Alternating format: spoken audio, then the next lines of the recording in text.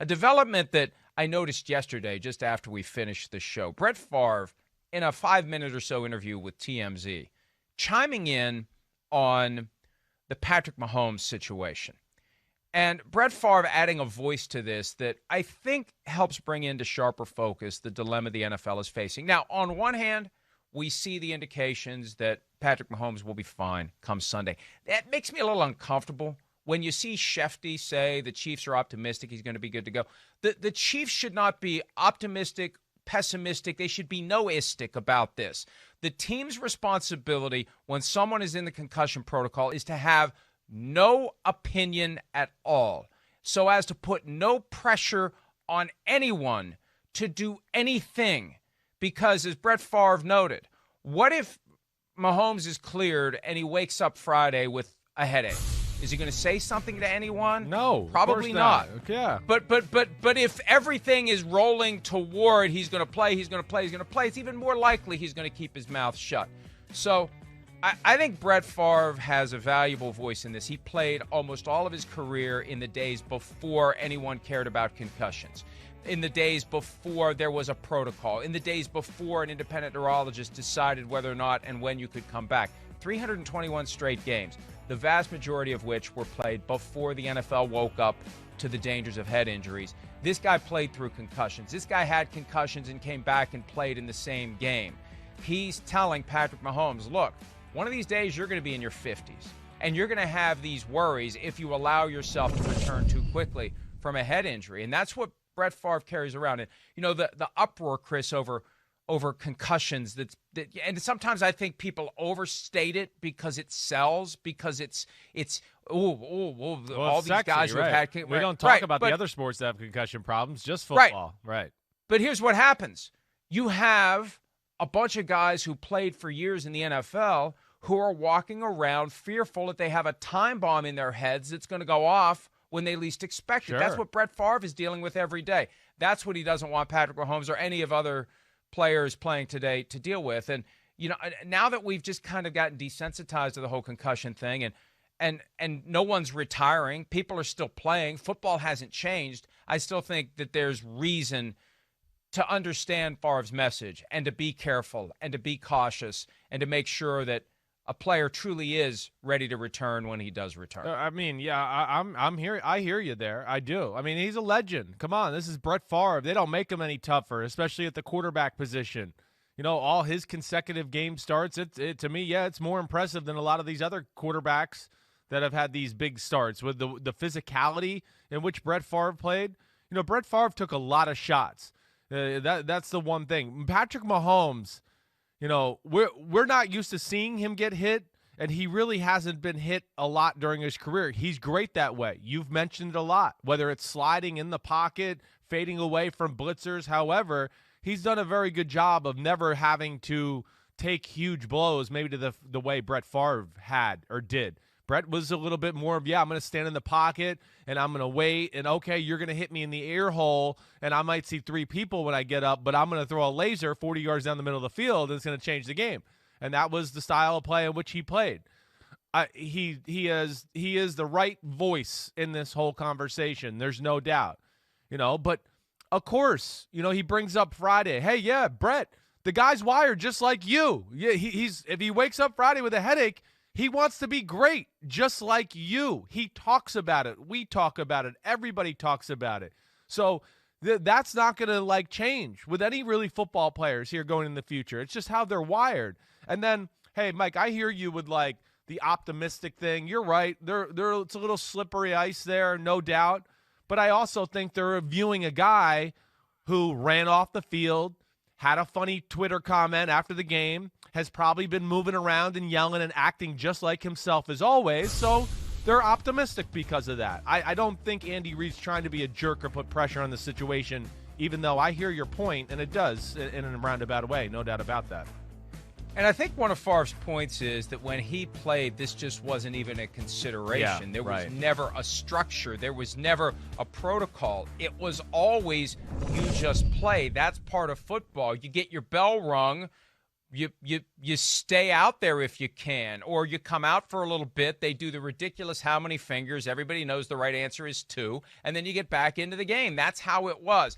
And I don't believe that Brett Favre would have behaved any differently if he was playing today and in his 20s.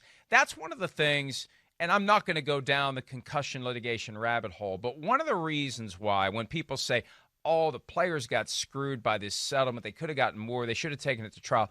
The one thing that would have doomed a trial is when you put these guys on the witness stand and you put them under oath and you start grilling them. If they are truthful, and they would ultimately have no choice to be when being interrogated by a skilled and trained lawyer in the art of cross-examination, they eventually and inevitably will admit that even if they knew everything that they claim was withheld from them, they still would have played. Agreed. They still would have done it. They wouldn't have changed a damn thing. Yeah, be very that was few going to be people. Fatal to thousands of concussion claims. And look, hey, folks, you know me by now. I'm not going to get on the horse and ride into battle defending the NFL on anything. I'm skeptical. That's what we're here for. We're not here to shake pom-poms and be sycophants. There's another network you can find if you're interested in that. We are here to give you the truth and to speak truth to the power that is the National Football League. And the reality is, in this case, the NFL gave those players, via that huge concussion fund, something they would not have gotten through trial. They would have lost. Now, the NFL did it not for altruistic reasons. They did it because they didn't want the truth to come out about what they knew and when they knew it. Right. There's a weird sort of symbiosis here that helps the players and helps the NFL by keeping it all secret. But that again, my point is, nobody in the 60s, 70s, 80s, 90s, last decade or today is saying, I'm not playing football now that I know the risks. They're still playing. No way. And, and a lot of them knew the risk. You could say what you want. I lived with a guy who played in the era. He wasn't waking up in the morning going, you know what's going to make me feel better and extend my life? Reggie White and Jerome Brown smushing me this weekend. That'll make me better. It'll probably make me healthier future in my life. Come on. I didn't walk on the field and go, man, Ray Lewis, knocking me 7 yards to the right is probably going to be a good thing for my health today. Let me do that. That'll be fun. I mean, we all know what we signed up for to a degree. Yeah, okay, maybe a lot of those old players didn't understand the magnitude of that, and I understand they were cheated with that. Definitely. Let me ask you this. Yeah. Let me ask you a question. Yeah. I think I've probably asked you this before. You almost died playing in the National And I was Football ready to stay in there and make excuses and keep playing. Well, that's my point. Given everything that you went through, would you still do it again? Yeah, I would. I just know I would if you put me back in that moment as the same person. Or everything, my competitive desire. I wanted to be a great quarterback. I wanted to have a great career. We were 0-2. It was a big football game. There was talk about benching me and putting another guy in behind me. All those factors and the fact that I wanted to play and win and be out there with my teammates, there was nothing you were going to do. The thought crossed my mind in the fourth quarter of the game that, man, am I bleeding internally? And I just said, yeah, screw it. I'm going out to play again. It didn't matter, and that's just the way it is. And that's stupid or whatever it is, but it's just the way a lot of the football players are wired ultimately. So, yeah, the stuff Brett Favre is saying now is predictable given his perspective, given his experience, given his age. It's not going to change anything when it comes to whether or not Patrick Mahomes wants to play or doesn't want to play. And, Favre made a point that this will be a test for the NFL's protocol, but we're not going to know if a mistake was made. Either way. I didn't love that comment by him, that part of it. Yeah. Well, but look, and I've been trying to get a little transparency, get an idea of who's going to make the final decision here. I think it's fair for us to know. Right. Although I don't want to have some doctor flooded with a bunch of Chiefs fans this week, or Bills fans, as the case may be. Bills fans saying, "Hey, you better be careful. Hey, you remember the Hippocratic Oath, Dr. Brain." But at the same time, if you clear him and he looks fine, it's not like he's going to be wobbly out on the field like he was on Sunday. He's fine now. Right. I mean, objectively, he's going to look fine. The question is what's going on inside of the skull. Sure. And even the best neurologist in the world isn't going to know with certainty. So I'll be stunned if he doesn't play. Agreed. And that's just the way it's been. That's the way it goes. There was a time when it felt like if you got a concussion, if you were diagnosed, you missed a week. I think now that pendulum's gone the other way. Definitely. And he's a quarterback, too. Whoever he or she is going to clear. I just wonder if him playing quarterback, too, is going to help him out. It's different. It is a little bit of a – I know there is risk, of course, but there is less of risk with a quarterback. We're seeing guys play to they're 43 years old in the protection of the quarterbacks, and they're not banging their head play after play after play. So at least if he does play and there's those worries – it's not like it's a middle linebacker or some star defensive end who, is going to have to bang their head 40 and 50 times a game. This is a little different element, too, and maybe that gets taken into account as well.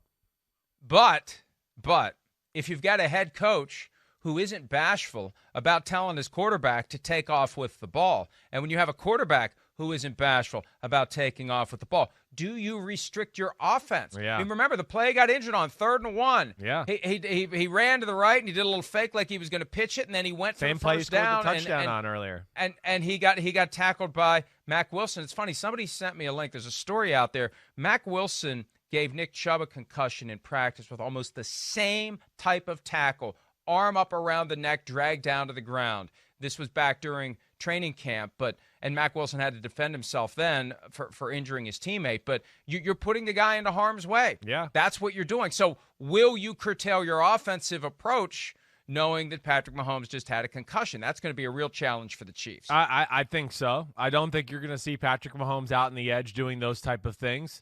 Now, Andy Reid is famous for having these awesome little 3rd and 1, 4th and 1 type plays, right? I mean, think about the Super Bowl. He had guys doing the loop-de-loop and the swirl around and the dipsy-do, and Travis Kelce playing wildcat quarterback and doing. He's just going to come up with different ways. You're going to see it. Who knows? This week it might be Tyreek Hill underneath center running the option down the right. You just don't know. He'll find a way, but I do think it's safe to say, to what you're saying, it won't be Mahomes this week. I think he'll be very careful with those type of things.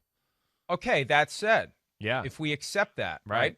The guy that Andy Reid fired from the Eagles 10 years ago as defensive coordinator, Sean McDermott, how much of that does he factor into his game planning? Does he assume that Mahomes isn't going to run the ball? Does that change how they deploy the 11 guys? You got 11 guys. You can deploy them however you want. Yeah. If you take away one thing, something else is going to be open. Are they going to strategically decide to not worry about Mahomes running because they Chiefs fear another image, another incident, another concussion for Mahomes? Hey, and it's all fair at this point. Sure.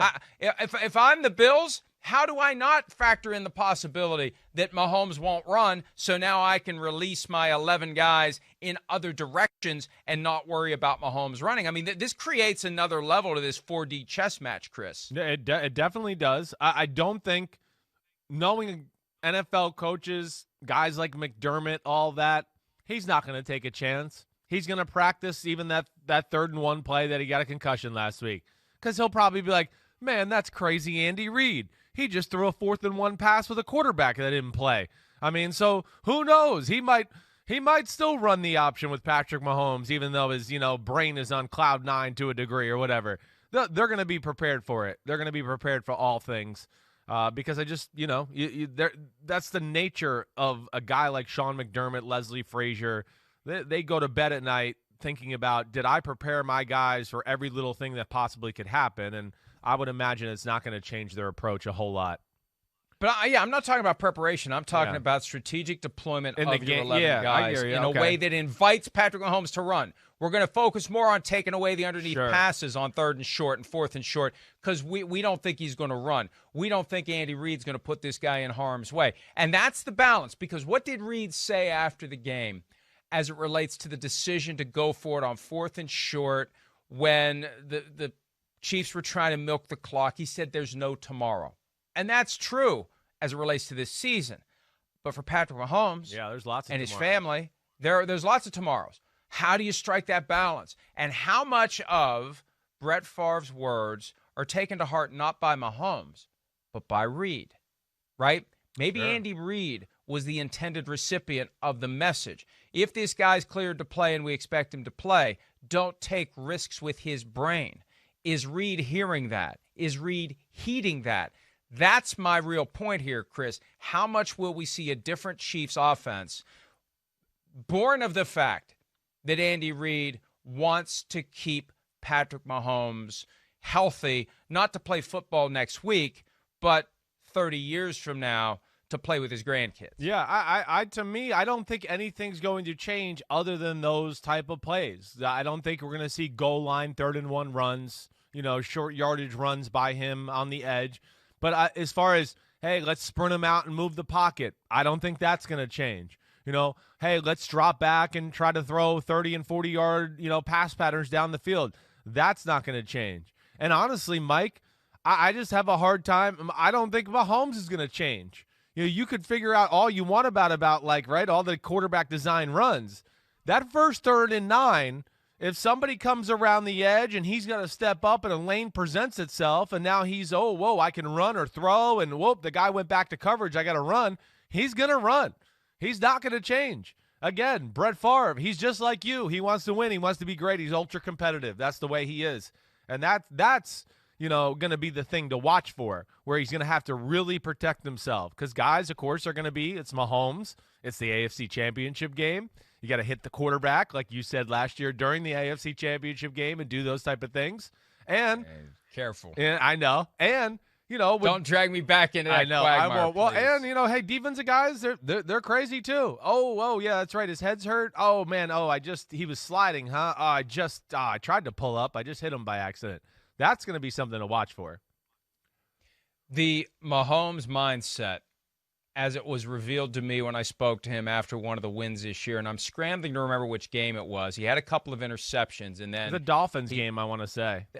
I think you may be right. Right. And he said he changes nothing after he has an interception or two, because when you start doing that, that's when you lose. So I think once he crosses that white line onto the field, his mindset is, I play like I always play, because once I start thinking, once I start restricting, once I start consciously limiting the tools I have available to me, that's when you lose. So if he's cleared to play, he's fully cleared to play. And maybe that makes him more determined to be damn sure that he's good to go, because he doesn't want to cross the thick white line unless he knows with 100% certainty that he can play the way that he always does. Yeah, it could be. It could be. I mean, I would think he knows that there's no governor once he goes out there to what you're saying. There's not going to be.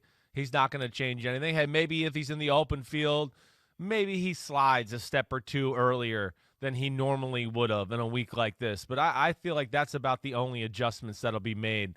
And listen, as much as we're talking about his concussion and all those type of things, I'm really intrigued to see where that toe and foot is. That's going to be another thing for me to watch for. And again, maybe he's fine. And I know they're trying to say it's not an issue and the concussion's more of an issue and all of that. But I got to see that. I am interested in it. This is a team that had a lot of pass protection issues at the end of the year. His movement was key to them winning games. And that injury, just in my history around the league, playing, everything like that, it's not something that just goes away after a few days. So his mobility will be something to keep an eye on Sunday afternoon. He was clearly hobbled. He was clearly bothered. And we don't know. The concussion has been the ultimate diversion from this talk of how swollen was the toe the next day? How much bigger is the cleat that he's got to wear this week to jam his foot into it? Because those things aren't exactly the most comfortable items of footwear to cram your feet and your toes into. So, and the injury reports will come out today for all four teams, since all games are on Sunday this week. So it's Wednesday, Thursday, Friday. We don't get a ton of information. They're far from perfect. We'll know whether he practices, and if he doesn't practice, what his injuries are, or if he's limited, what his injuries are. And it's going to say concussion and it's going to say toe. But will he? And if he doesn't practice due to concussion, will he have been able to practice? Yeah, because of the toe. We won't know. So it's going to be. I have a feeling that he's not going to practice much this week, and that the label that will be applied to him on Friday will be questionable.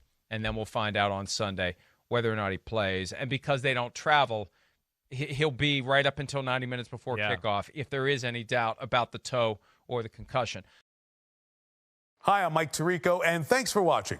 Make sure to hit subscribe for the latest news and highlights from NBC Sports.